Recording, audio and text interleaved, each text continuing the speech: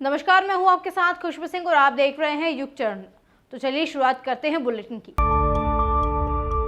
11 सूत्रीय मांगों को लेकर नर्सिंग कर्मियों की ओर से जिला अस्पताल में दिया जा रहा धरना 22 दिन से जारी है। मंगलवार को सूरजगढ़ ब्लॉक के नर्सिंग कर्मियों ने धरना प्रदर्शन किया। धरने पर बैठे नर्सिंग कर्मियों ने नारेबाजी करते हुए सरकार पर अनदेखी का आरोप लगाया। ब्लॉक संयोजक सुबीता फोगाट व सूरज भान ने बताया कि ग्रेड पे 3600 करने, NNM LHV नर्सिंग ट्यूटर का पदनाम परिवर्तित करने, स्वतंत्र नर्सिंग निदेशालय का गठन करने, नर्सिंग कैडर का पुनर्गठन, वेतन विसंगति दूर करने समेत 11 सूत्रीय मांगों को लेकर पिछले 22 दिनों से लगातार आंदोलन पर है। इसके बावजूद सरकार ने अभी तक इस मामले में कोई ध्यान नहीं दिया। सरकार की अनदेखी से नर्सिंग कर्मियों में आक्रोश बढ़ रहा है। सरकार को इसका खामियाजा भुगतना पड़ेगा। नर्सिंग कर्मियों ने कहा कि जब तक हमारी मांगे नहीं मानी जाएंगी, हमारा संघर्ष जारी रहेगा। जरूरत पड़ी तो आंदोलन को तेज किया जाएगा।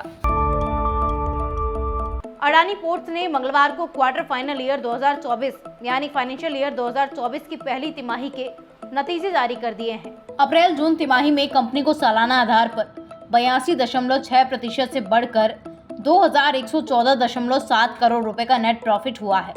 एक साल पहले क्वार्टर फाइनल ईयर 2023 में कंपनी को 1158.3 करोड़ रुपए का प्रॉफिट हुआ था। इसके साथ ही इस तिमाही में कंपनी के ऑपरेशन से कंसोलिडेटेड रेवेन्यू 23.5% से बढ़कर 6247.6 करोड़ रुपए रहा, जो पिछले साल फाइनेंशियल ईयर की इसी अवधि में 5058.1 करोड़ रुपए था।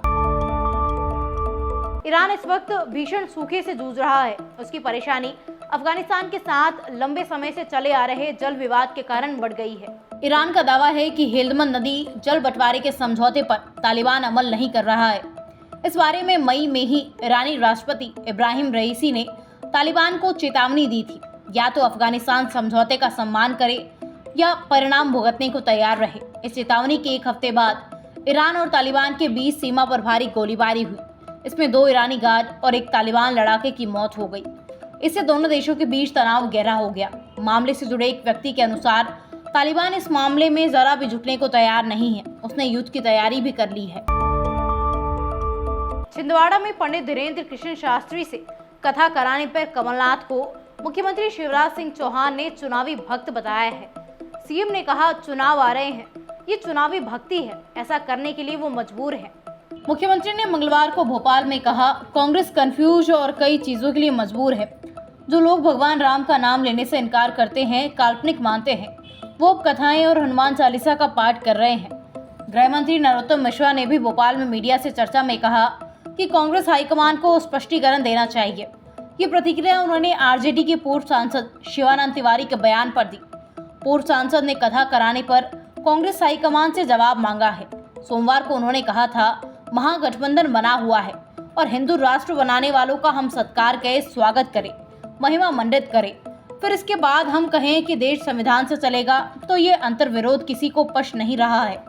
कांग्रेस आलाकमान से इसलिए अनुरोध है कि इस मामले में सफाई दे और कमलनाथ को तलब करे। राजस्थान में विधानसभा चुनाव में अब 5 महीने से भी कम का समय बचा है। 4 से 15 अक्टूबर के बीच तारीखों की घोषणा हो सकती है। चुनाव के ऐलान के साथ ही प्रदेश में आचार संहिता लग जाएगी। इस संबंध में सोमवार को एक मीटिंग भी हुई। आचार संहिता से पहले 21 अगस्त से 4 अक्टूबर के बीच मतदाता सूची में नाम जुड़वाने के लिए विशेष अभियान चलाया जाएगा। 4 अक्टूबर तक अंतिम रूप से मतदाता सूचियां जारी कर दी जाएंगी। चुनाव आयोग special summary revision of voters list के लिए 4 अक्टूबर की तारीख तय कर चुका है।